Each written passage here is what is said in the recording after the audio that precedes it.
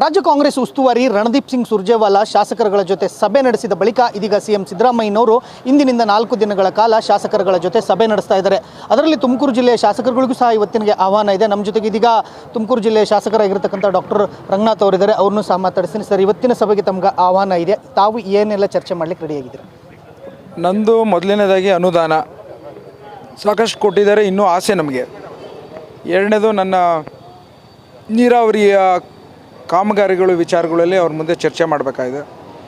ಮೂರನೇದು ನನಗೆ ಜಿಲ್ಲೆಯ ಕೆಲವು ವಿಚಾರಗಳನ್ನು ಅಸಮಾಧಾನ ಇದೆ, ಅದ್ರ ಬಗ್ಗೆ ನಾನು ಮುಖ್ಯಮಂತ್ರಿಗಳ ಮುಂದೆ ಮಾತಾಡ್ತೇನೆ. ತಾವು ತಮಗೆ ಅನುದಾನ ಸಿಕ್ಕಿದೆ ಅಂತ ಹೇಳಿದ್ರಿ, ಆದರೆ ಕಾಂಗ್ರೆಸ್ ಶಾಸಕರಿಗೆ ಹೆಚ್ಚು ಅನುದಾನ ಕೊಡ್ತಾ ಇದ್ದಾರೆ, BJP ಅವರಿಗೆ ತುಂಬ ಕಡಿಮೆ ಕೊಡ್ತಾ ಇದ್ದಾರೆ, ತಾರತಮ್ಯ. ಸಿಎಂ ಸಿದ್ದರಾಮಯ್ಯನವರು ಇಡೀ ರಾಜ್ಯಕ್ಕೆ CM ಅನ್ನೋ ಒಂದು ಮಾತುಗಳು ಬರ್ತಾ ಇರುವಂಥದ್ದು.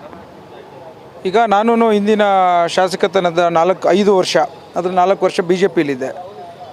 ಆಗ ನಾವು ಭಾಳ ಆಸೆಯಲ್ಲಿ ಇವತ್ತು ಮುಖ್ಯಮಂತ್ರಿ ಕೊಡ್ತಾರೆ ಅಂತಿದ್ದು. ನಿಮಗೆ ಗೊತ್ತಿದ್ದಂತೆ ನಮಗೆಲ್ಲ 5-10 ಕೋಟಿ ಕೊಟ್ಟರೆ, ಅವರಿಗೆಲ್ಲ 25-50 ಕೋಟಿ ಕೊಟ್ಟರು. ಅವಾಗ ನಾವ್ಯಾರೂ ಮಾತಾಡಲಿಲ್ಲ. ಹಾಗೆಯೇ ಇವತ್ತು 50 ಕೋಟಿ ನಮಗೆ ಕೊಟ್ಟರು ಸಹ BJPಯವರು ಮತ್ತು JDS ಅವರಿಗೆ 25 ಕೋಟಿ ಕೊಡ್ತಾ ಇದ್ದಾರಲ್ಲ. ಮುಂದಿನ ದಿನಗಳಲ್ಲಿ ಇನ್ನೂ ಹೆಚ್ಚಿಗೆ ಕೊಡ್ತಾರೆ. ಸ್ವಲ್ಪ ಎಲ್ಲ ರೀತಿಯಲ್ಲಿ ಫೈನಾನ್ಷಿಯಲ್ ರೆಗ್ಯುಲಾರಿಟೀಸ್ಗಳು ಮತ್ತು ಕಲೆಕ್ಷನ್ಸ್ ಆದಮೇಲೆ ಮಾಡಿಕೊಡ್ತಾರೆ ಅಂತ ನಾನು ಭಾವಿಸ್ತೇನೆ. ಇವತ್ತು ಸಿದ್ದರಾಮಯ್ಯನವರು ಶಾಸಕರುಗಳ ಜೊತೆಗೆ ಸಭೆಯನ್ನು ಕರೆದಿದ್ದಾರೆ. ಆದರೆ KPCC ಅಧ್ಯಕ್ಷರಾಗಿ DCM ಆಗಿ DK ಶಿವಕುಮಾರ್ ಅವರಿದ್ದಾರೆ, ಅವ್ರನ್ನ ಸಭೆಗೆ ಆಹ್ವಾನ ಇಲ್ಲ ಅಂತ ಅವರೇ ಹೇಳ್ತಾ ಇರುವಂಥದ್ದು. ಇದಕ್ಕೇನು ಹೇಳಕ್ಕೆ ಬಯಸ್ತೀರಾ? ನನಗೂ ಅದ್ರ ಬಗ್ಗೆ ಗಮನ ಇಲ್ಲ, ನೀವೇ ಹೇಳ್ತಾ ಇರೋದು.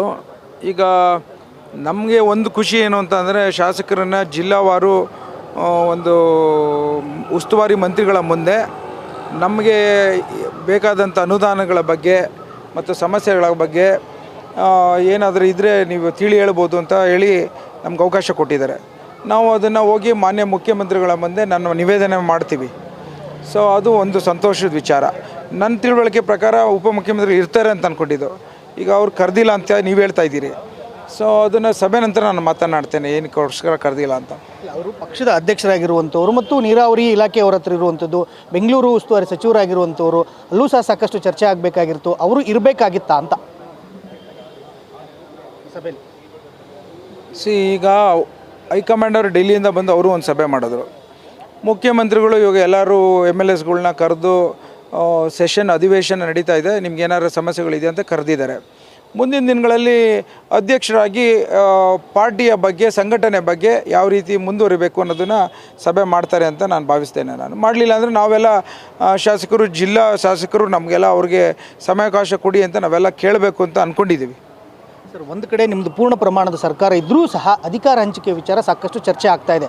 ಸಿದ್ದರಾಮಯ್ಯನವರು ಹೇಳ್ತಾರೆ ನಾನೇ ಪೂರ್ಣಾವಧಿ 5 ವರ್ಷ CM ಅಂತ ಹೇಳ್ತಾರೆ. ಇನ್ನೊಂದು ಕಡೆ DCM DK ಶಿವಕುಮಾರ್ ಅವರು CM ಆಗಬೇಕಂತಂದು ಸಾಕಷ್ಟು ಶಾಸಕರ ಅಭಿಲಾಷೆ ಇರುವಂಥದ್ದು. ಇದರ ಮಧ್ಯೆ ಈಗ ಖರ್ಗೆ ಅವರ ಹೆಸರು ಕೇಳಿ ಬರ್ತಾ ಇದೆ. ಮೊನ್ನೆ ಖರ್ಗೆ ಸಾಹೇಬರು ಸ್ಟೇಟ್ಮೆಂಟ್ ನೋಡಿದು, ಅವರು ಹೋದಂಥ ಪಯಣ ಎಷ್ಟು ಶ್ರಮ ಹಾಕಿದ್ದೇವೆ ಅಂತ ಹೇಳಿರೋಂಥದ್ದು, ಯಾವ ರೀತಿ ತ್ಯಾಗ ಮಾಡಿದ್ದೇವೆ ಅಂತ ಹೇಳಿರೋಂಥ ಮಾತದು. ಸೊ ಹಾಗಾಗಿ ಇವತ್ತು ಡೆಲ್ಲಿಗೆ ಹೊರಟೋಗಿದ್ದಾರೆ, AICC ಅಧ್ಯಕ್ಷರಾಗಿದ್ದಾರೆ. ಮುಂದಿನ ದಿನಗಳಲ್ಲಿ ಪ್ರಧಾನಿ ಆಗಬೇಕು, ಅದನ್ನು ಆಸೆಯಲ್ಲಿ ನಾವೆಲ್ಲ ಇದ್ದೇವೆ. ಖರ್ಗೆ ಅವರು ಕಾಂಗ್ರೆಸ್ಸಲ್ಲಿ ಶ್ರಮ ಹಾಕಿದ್ದಾರೆ, ಅವ್ರಿಗೆ ಇವತ್ತು ಉನ್ನತ ಸ್ಥಾನ ಸಿಕ್ಕಿದೆ. ಅದೇ ರೀತಿಯಾಗಿ DK ಶಿವಕುಮಾರ್ ಅವರು ಸಹ ಪಕ್ಷವನ್ನು ಕಟ್ಟಿದ್ದಾರೆ, ಅಧಿಕಾರಕ್ಕೆ ತಂದಿದ್ದಾರೆ. ಅವರಿಗೆ CM ಸ್ಥಾನ ಸಿಗಬೇಕು ಅನ್ನೋದ್ರ ಬಗ್ಗೆ ಏನು ಹೇಳ್ತೀರಿ? ಈಗ ಅದು ಮಾತಾಡೋದು ಅಪ್ರಸ್ತುತ. ಮೊದಲೇ ನಿಮಗೆಲ್ಲ ಗೊತ್ತಿದೆ, ನಮ್ಮ ಅಧ್ಯಕ್ಷರು ಎಲ್ಲರಿಗೂ ಈ ವಿಚಾರದಲ್ಲಿ ಮಾತನಾಡಕೂಡ್ದು ಅಂತೇಳಿ ನಮಗೆಲ್ಲ ಆದೇಶ ಕೊಟ್ಟಿದ್ದಾರೆ. ಸೊ ಹಾಗಾಗಿ ನಾನು ಅದ್ರ ಬಗ್ಗೆ ಮಾತಾಡ್ಲಿಕ್ಕೆ ಹೋಗಲ್ಲ. ಏನೇ ಹೈಕಮಾಂಡರ್ ಡಿಸಿಷನ್ ತೊಗೋತಾರೆ, ಮುಂದಿನ ದಿನಗಳಲ್ಲಿ DK ಶಿವಕುಮಾರ್ ಸಾಹೇಬ್ರಿಗೆ ಒಳ್ಳೆಯದಾಗುತ್ತೆ. ಒಂದು ಕಡೆ DK ಬ್ರದರ್ಸ್ ಅವ್ರಿಗೆ ಅಧಿಕಾರವನ್ನು ತಪ್ಪಿಸಲಿಕ್ಕೆ ಸಾಕಷ್ಟು ಪ್ರಯತ್ನಗಳು ನಡೀತಾ ಇದೆ ಅನ್ನೋದು ಮಾತುಗಳು.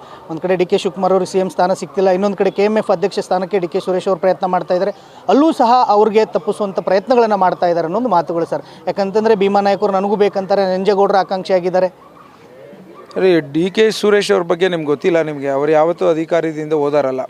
ಬಮೂಲ್ ಅಧ್ಯಕ್ಷ ಆಗಬೇಕವರು ನಾವೆಲ್ಲ ಫೋರ್ಸ್ ಮಾಡಿ ಭಾಳಷ್ಟು ಜನ MLSಗಳೆಲ್ಲ ಬಂದು ಹಠ ತೊಟ್ಟು ಅವತ್ತು ಅವರನ್ನು ಬಮೂಲ್ ಅಧ್ಯಕ್ಷರಾಗಿ ಮಾಡಿರೋಂಥದ್ದು. ಈಗಲೂ KMF ಅಧ್ಯಕ್ಷ ಆಗಬೇಕು ಅಂತ ಹಂಬಲ ಇಲ್ಲ. ಆದರೆ ನಾನೊಬ್ಬ ಗ್ರಾಮಾಂತರ ಪ್ರದೇಶದಿಂದ ಬಂದಿರೋ ಶಾಸಕನಾಗಿ ಅವರ ನಿರ್ವಹಣಾ ವ್ಯವಸ್ಥೆ ನೋಡಿ KMFಗೆ ಸಮರ್ಥವಾದಂಥ ಅಧ್ಯಕ್ಷ ಆಗ್ತಾರೆ ಅನ್ನೋದನ್ನು ಭಾವಿಸ್ತೇನೆ ನಾನು. ಆ ಕಾರಣಕ್ಕೋಸ್ಕರ ಭಾಳಷ್ಟು ಜನ ಶಾಸಕರು ಇದ್ರದ್ದು ಒಪಿನಿಯನ್ ಇದೆ. ಅದ್ರ ಜೊತೆಗೆ ಯಾರ್ಯಾರು ಎಲೆಕ್ಷನ್ ವೋಟಿಂಗ್ ಹಾಕೋರು ಅವರು ಸಹ ಎಲ್ಲೋ ಒಂದು ಕಡೆ ಅವ್ರು ಆಗಬೇಕು ಅಂತ ಅಭಿಲಾಷೆ ಇದೆ. ಸೊ ಮುಂದಿನ ದಿನಗಳಲ್ಲಿ ಆಗ್ತಾರೆ ಅಂತ ನಾನು ಭಾವಿಸ್ತೇನೆ. ಇದಿಷ್ಟು ಶಾಸಕರಾಗಿರ್ತಕ್ಕಂಥ ಡಾಕ್ಟರ್ ರಂಗನಾಥ್ ಅವರ ಮಾತುಗಳು. ಡಿ ಕೆ ಸುರೇಶ್ ಅವರಿಗೆ KMF ಅಧ್ಯಕ್ಷ ಸ್ಥಾನ ಸಿಗುತ್ತೆ ಅನ್ನೋ ನಂಬಿಕೆ ಇದೆ. ಇನ್ನೊಂದು ಕಡೆ DK ಶಿವಕುಮಾರ್ ಅವ್ರನ್ನ ಸಭೆಗೆ ಕರೆಯುವ ಭರವಸೆ ನಮಗಿದೆ ಅನ್ನೋ ಒಂದು ಮಾತುಗಳನ್ನು ಹೇಳ್ತಾ ಇದ್ದಾರೆ. ಕ್ಯಾಮರಾಮನ್ ಧನುಷ್ ಜೊತೆ ವೀರೇಶ್ ದಾನಿ, guarantee news, Bengaluru. Guarantee news, ಸುದ್ದಿ ಖಚಿತ, ನ್ಯಾಯ ನಿಶ್ಚಿತ.